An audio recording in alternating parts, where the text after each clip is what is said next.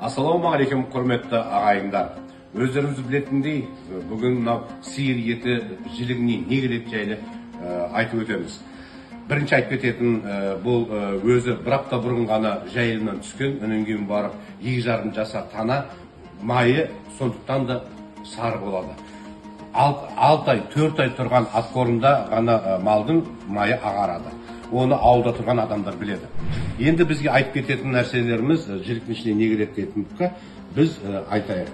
Бұның ішіне сан кіреді, қол еті кіреді, құйымшақ, сүбе, төс, жіліктің басы, белдеме, қабырға, мойын еті және бел омыртқа.